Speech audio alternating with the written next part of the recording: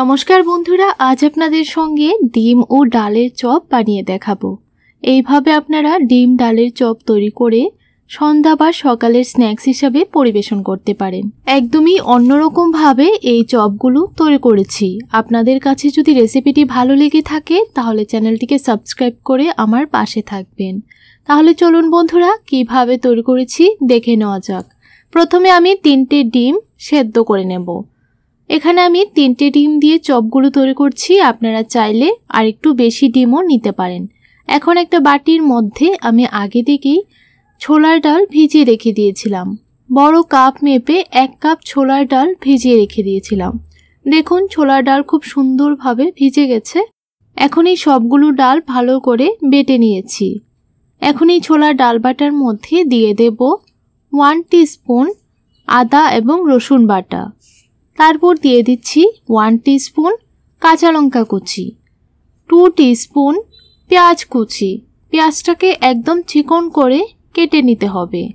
তারপর দিয়ে দেব 1 টিস্পুন ধনেপাতা কুচি। এখন দিয়ে দেব হাফ টিস্পুন নুন। নুনটা অবশ্যই আপনারা টেস্ট বুঝে দিয়ে দেবেন। হাফ টিস্পুন লঙ্কা গুঁড়ো দিয়ে দিলাম, হাফ টিস্পুন হলুদ গুঁড়ো, হাফ টিস্পুন ধনে গুঁড়ো আর হাফ টিস্পুন জিরে গুঁড়ো দিয়ে দিলাম। হাফ টিস্পুন দিয়ে দিলাম মৌরি। এখন ভালো করে সবগুলো উপকরণ মেখে নিলাম। আপনারা চাইলে এই ডালটাকে সারা রাত্র ভিজিয়ে রেখে দিতে পারেন, পরের দিন সকালেও তৈরি করে নিতে পারেন। এখন দিয়ে দিলাম 2 টিস্পুন ম্যাগি মশলার গুঁড়ো। এই ম্যাগি মশলাটা দিলে চপগুলি খেতে আরও বেশি ভালো লাগে। ভালো করে মেখে নিলাম। এখন আমি দিয়ে দিচ্ছি চায়ের চামচ মেপে 2 চামচ বেসন। বেসনটা এখানে বাইন্ডিং হিসাবে কাজ করবে। দিয়ে দিলাম বেসনটা। এখন ভালো করে মিশিয়ে নেব। আমি একটা স্প্যাচুলা দিয়ে ভালো করে মিশিয়ে নিচ্ছি। আপনারা চাইলে হাত দিয়েও ভালো করে মেখে নিতে পারেন। দেখুন বন্ধুরা, ভালো করে মেখে নিলাম। এখন এই ছোলার ডালের মিশ্রণটাকে সাইড করে রেখে দিয়েছি।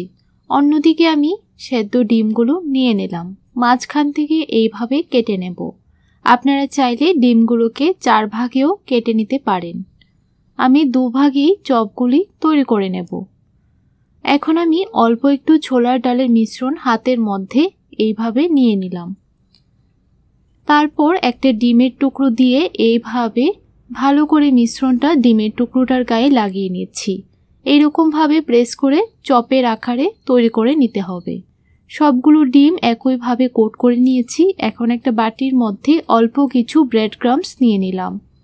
ভালো করে ব্রেড ক্রাম্বস লাগিয়ে নিলাম চপের গায়ে। তাহলে চপগুলি অনেকটাই ক্রিস্পি হবে।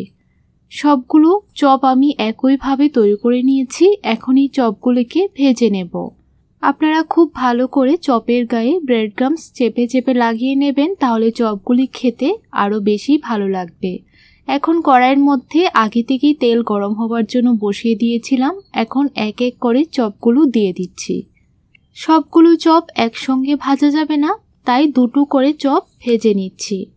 দেখুন বন্ধুরা, চপের একটা পিঠ হালকা একটু কালার চলে এসেছে। তারপর উল্টিয়ে দিলাম। অপর পিঠটিও ভালো করে উল্টিয়ে পাল্টিয়ে ভেজে নিয়েছি। যখনই চপের কালারটা এইরকম হয়ে যাবে তখনই আপনারা নামিয়ে নেবেন। আরও 2টো চপ দিয়ে দিলাম।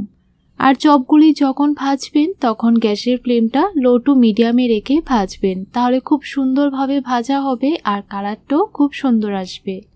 এইভাবে ছোলার ডাল দিয়ে চপ একদিন হলো আপনারা বাড়িতে তৈরি করে দেখবেন, খেতে অসাধারণ হয়। সন্ধ্যাবেলার চায়ের আড্ডায় সসের সঙ্গে খেতে কিন্তু ভীষণই ভালো লাগবে। বন্ধুরা, আপনাদের কাছে চপের এই রেসিপিটি কেমন লাগলো একটা কমেন্ট করে জানাবেন। ভালো লাগলে ভিডিওটিতে একটা লাইক করে চ্যানেলটিকে সাবস্ক্রাইব করে আমার পাশে থাকবেন। দেখুন কথা বলতে বলতে সবগুলো চপ ভেজে নিয়েছি। এখন উপরে অল্প একটু বিট নুন দিয়ে সস আর পেঁয়াজ কুচির সঙ্গে সার্ভ করে নিলাম। আর কতটা ক্রিস্পি হয়েছে সেটা আপনারা দেখেই বুঝতে পারছেন। তাহলে বন্ধুরা, আজ এই পর্যন্তই। দেখা হবে নতুন দিনে নতুন আরেকটি রেসিপির সঙ্গে।